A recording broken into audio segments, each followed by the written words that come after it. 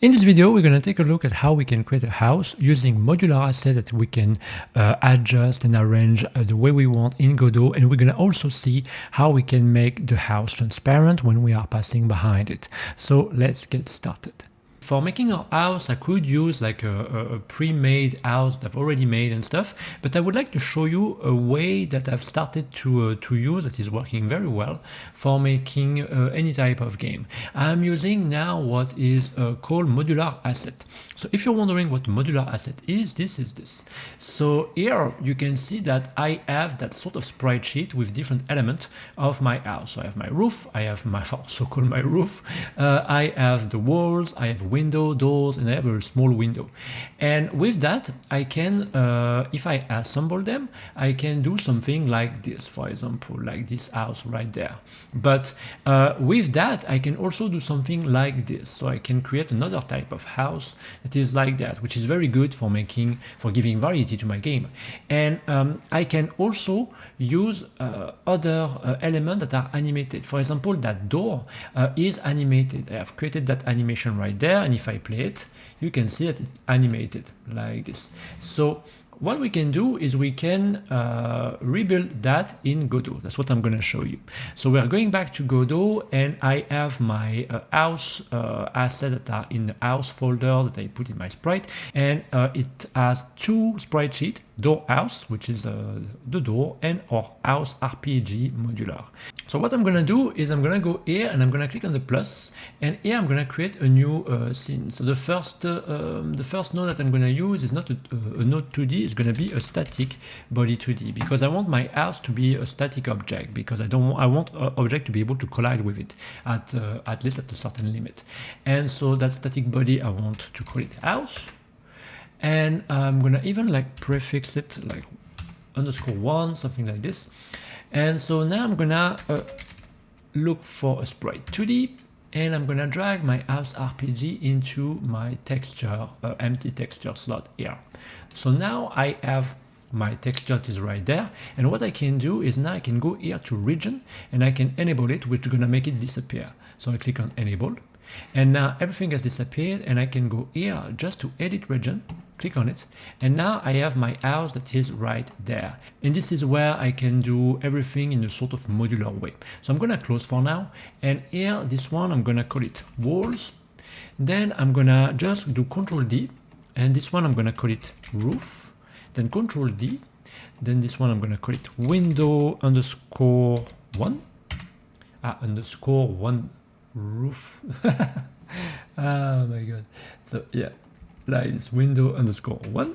Then I'm just gonna duplicate this one, window 2, and then what do we have? We have our door. So here I need to tap door, but door actually I don't need to put it because I'm gonna create it in a different way. So I'm just gonna rename this one. I'm gonna call it little window, something like this. Voila. And so now, because I've duplicated those sprite 2D after I have imported my texture, all of those sprite 2D, they have the texture. And so now what I can do is I can click on my wall, I can click here on region, go to edit region, and I can just, with the left click of my mouse, I can just make a selection of what I want to get inside that sprite sheet, and I can click on close, and now it's gonna display that element of the sprite sheet.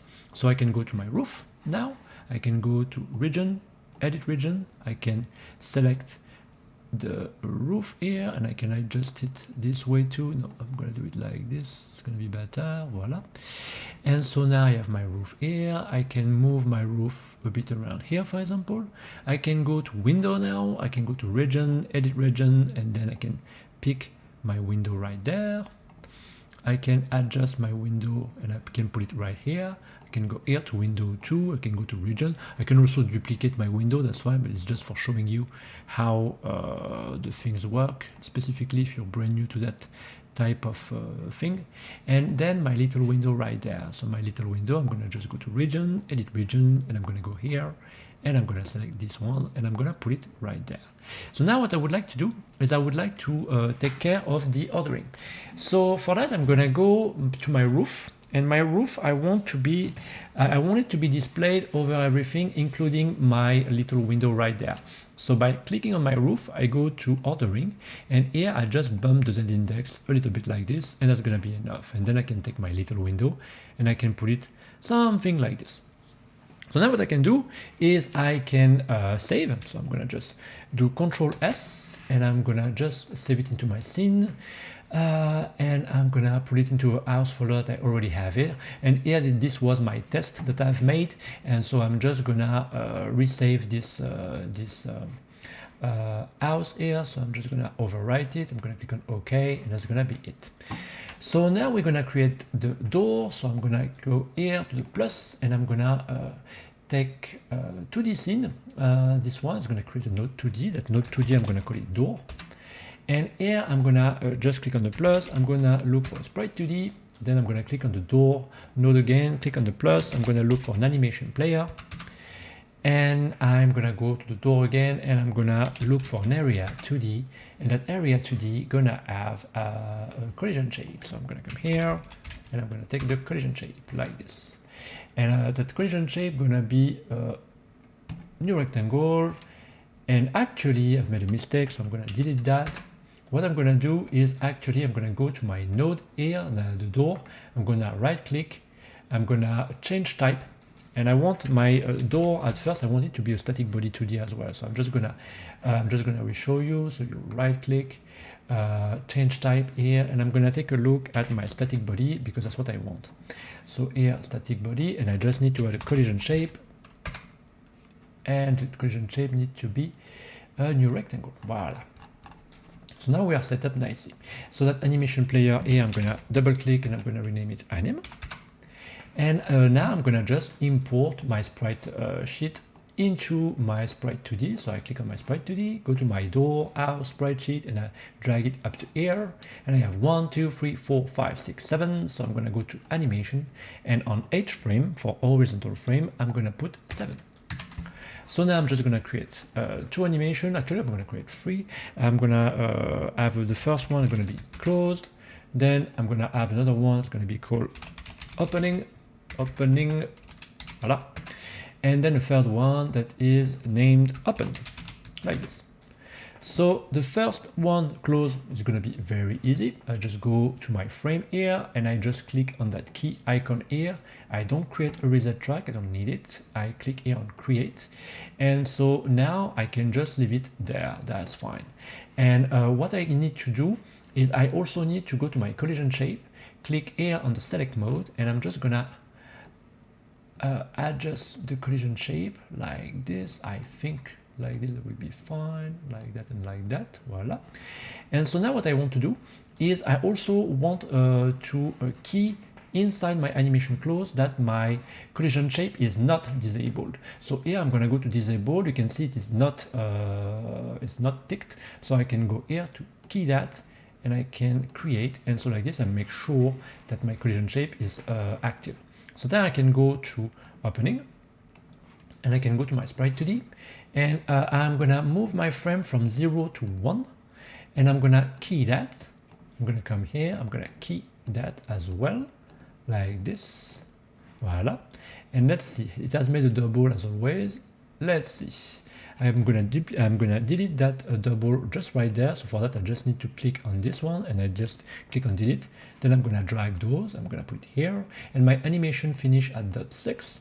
So here on where is the 1, I'm gonna put .6, and that's it. So here what I want to do as well is I want to go to my collision shape, and I want my collision shape to be closed, to be activated at the beginning, but then I want to make it disable around here. So I'm just gonna go here to the first frame, I'm gonna go to disable, having my collision shape selected right there, and I'm gonna go here and I'm gonna key that like that. And I'm gonna come here, and here I'm gonna disable my collision shape. So here I'm gonna come here, disable, and I'm just gonna key that, and I'm gonna key it until the end like this. So now I can take a look. Let's see if my animation display well, perfect. And so now what I need to do is I need to go to open, and here I just need one frame. So I need to go back to my sprite 2D. I need to have that frame here, the 6, 1. I need to go here to create, and it's gonna have just one frame, and I need to have my collision shape here that is key as disabled. And so with all that done, we have created our door, and so now we can do Control S and we can save it. So I have already created something, and I think I've kept it somewhere, or maybe it was, no, it was here, door out. So I'm gonna save, I'm gonna overwrite that scene here that I've created before for making my test. So I'm just gonna click on save, okay, and that's it. So now that I have done that, I can go back to my house, and here I can then create some stuff. You see also that my static body of my house doesn't have a collision shape, and we have a warning here. That's what we're gonna do now. But first, I'm just gonna click on my house right there, and I'm gonna click on the plus, and I'm gonna look for my, actually not the plus, I'm gonna click here on the chain icon, and I'm gonna look for my door house right here. I'm gonna click on open, and it opened my door house. So now I can come here, I can drag my door around here like that. And one thing that I would like to do is I would like to go to my anim, and I'm gonna put my closed as an auto load per default. I can save, and I'm gonna come here. And so what I want to do now is I want to be able to have the collision shape around my house.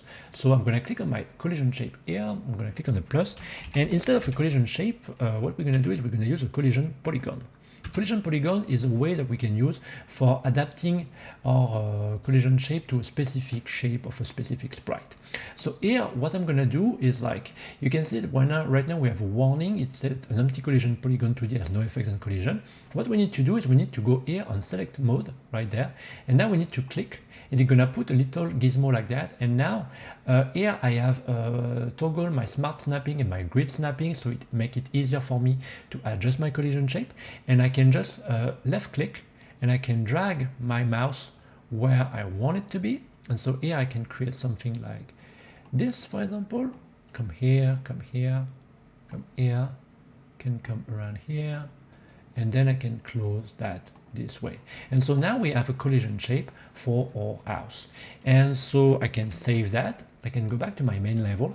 And so now I can go to my main level node here. I can click on that chain icon right there. I can look for my house, and then I can just drag it somewhere. So I'm gonna click on my move mode here, and I'm gonna drag it somewhere like this. I'm gonna get my enemy as well. Which one is this? It's this one, no, this one right there. I'm gonna move it around here. I'm gonna also move those two. Actually, I'm gonna just select them and move them around here. And so now let's have a look. I'm gonna play, and so I have my house, and I can pass here, and I can not go through that. That's cool. And here I can pass behind, and that works as well. So that's perfect. So now what we need to do is we need to have a way to trigger our door, but this we're gonna do it in the next video. What I want to do here is now I just want to have a way when I pass behind my house that my house become transparent, so I can see my player passing behind, if that makes sense. So for that, what I need to do is I need to go back to my house. I need to come here to my house node. I need to click on the plus, and here I'm gonna create a script, and that script I'm gonna call it house house triggered, something like this, trigger. I'm gonna click here on the script icon, and I'm gonna put it into my script. So I'm gonna come here, and I'm gonna put it there. So I'm gonna create a new folder, create folder. I'm gonna call it house, and I'm gonna save my house trigger here. So I'm gonna click on open, and I'm gonna click on create. So now what I want to have is I want to have an access to the node that I have right here, because basically each sprite, what we want to do is, like, we want to select one sprite. So here, for example, I'm selecting my wall. This is this one. I'm gonna deactivate the collision polygon so you can see better. Here, my wall, I want to, I have my sprite node here. And what I want to do is I want to go to the wall, and I want to go to visibility, and I want to go here to self modulate, and I want to toggle down that transparency alpha that we have right there. And so for that, I can do it through code. And so, but first, for getting it through code, we need to access that node through the script. So that's what we're gonna do. So we're gonna go back to our script right there. And now in that script, what I want to do is I want to get each part of my sprite as an already var. So I'm gonna come here, and I'm gonna tap the first one at already, and here var is going to be wall, and it's going to be equal to $wall, like this. Then I'm going to make another already var, and here I'm going to just come here and I'm going to say var roof. And this one, I'm going to just go and take my roof sprite, like this. Then I want to have another already var again. And here, this time is going to be my window 1, and it's going to be equal to $window 1. Then I'm going to copy that line. I'm going to come here, and instead of 1, I'm going to put 2. And here, I'm going to put 2, like this. And then we want to have our little window. So here is going to be at already var, like this, already var. And here we're going to get our little window, like this. And it's going to be $little window, like that. And we could also get our door. For our door, we're going to do at already var door, but here we need to access because this is a child of our house and it's a static body that is child of our house. We need here to tap $door, and then we need to go to sprite 2D here because that's the sprite 2D we want to access right here. And so now we have access to everything. So now what we can do is we can just delete those things, we don't need them. And here we can create two functions. The first function going to be, I'm going to call it transparency underscore trigger. I'm going to put 2 pass, and then here func opacity trigger, opacity underscore trigger. And this one, I'm going to put a colon and pass. So now what I want to do here is I want to just make sure that I can access all the self-modulate of all those sprites. So for that here, I can just now come here and I can, instead of pass, I can put wall dot self underscore modulate dot a, because we just want to toggle the self-modulate of our alpha channel here, because here we have R, G, B, red, green, blue, and alpha channel. We just want to toggle this one. And so because it's 255 here, basically it's 1 bit. And so here what we need to do is, like, if we want to have it at 255, it's 1 bit, so we need to tap 1. And if we want to have something that is a bit less opaque, we need to put 0.3, 0.4, 0.5, depending on what you want to have. So here I'm going to set the wall.self-modulate to be equal to something like 0.4. And then I'm just going to copy that line and I'm going to paste it. Here, instead of wall, is going to be roof. Then here I'm going to pass like this, and instead of wall, it's going to be window underscore 1. Then here I'm going to copy that line, and this time it's going to be window.2, like this. And then I'm going to go here, it's going to be little window this time, so I'm going to just remove the 1. I'm going to come here, little underscore window, like that. And then I can finally do another one, which is the door. I can come here and I can do door, and that's it. So now we have that function that is made. So we just need to copy that, and we need to put it into opacity trigger. And here we just need to tap 1. We need to do 1 like this. We need to do 1 like that. 1, 1, and finally 1. So now that we have done that, that's good.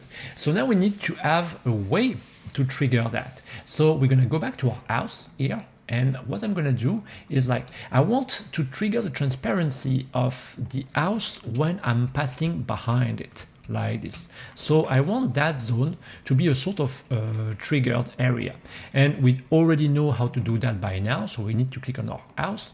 Plus, and we're gonna look for an area 2D node. That area 2D node, I'm gonna call it house underscore trigger. And that house trigger gonna have a collision shape. This time it's gonna be a normal collision shape. And the shape gonna be a new rectangle. I'm gonna go to my house trigger. I'm gonna move my node around here, and I'm gonna move my collision shape like that, something like this, like this, like that, and I'm gonna move my house trigger at the top like this, and I'm also maybe gonna like change the ordering actually, so like this I can see it popping over my my house, and so I'm just gonna change the color of my collision shape, so like this I can identify a bit more what it is. So now we have done that, here we can just click on our house trigger and we can go to node and we can use the signal that we have here. So we have body entered and body exited. So if I click on body entered, I can come here, connect it to my house 1. I can connect, I'm gonna create that function. Then I can come back to my house trigger, can go to body exited, connect. I'm gonna connect it on my house 1 and it's gonna create another function when the body exits. And so now that we have done all of this already into a separate function, when the player gonna enter into that area here, we're gonna call our function that is called here transparency triggered. So I just need to copy it and I'm gonna pass it right there. I just need to indent it well. And so here now I can just do opacity trigger here, and I can put that there, and that's it. So now we just need to make sure that our house trigger collision shape can collide with our player. So the collision layer is on 1 and it can collide with 1, but my player is on what? I can come here to player and it's on 1, it can collide on 1. So now what we can do is we can go back to our house, and here I can just do an if statement before to call my function. I can do if body.name double equal player, then I can call that function. And I can just copy that line and I can put it back here like that, and I can just indent that. And this line is to make sure that only the player can trigger the transparency of our house, because we have enemy in our main scene here, and those enemy can at some point pass behind, and if we don't make a specification, then the enemy can trigger the opacity of the house as well, and so that's not automatically something that we want. So now I can just click on my game, launch it, and let's see. We can see that the house is like fully opaque, that's fine, and if I pass behind, you can see that now it is transparent, and if I get out, you can see that the house is going back to its normal opacity. So that's how we can do everything using modular asset, and how we can also trigger like the transparency for making our as transparent when we pass behind. We can also use shader like we have did before. We have created a shader for the player and for the enemy. We can use that as well. You can do everything coming from that, like that's just up to you. Me, I'm just showing you one way to do that, and I hope it has been helpful for you.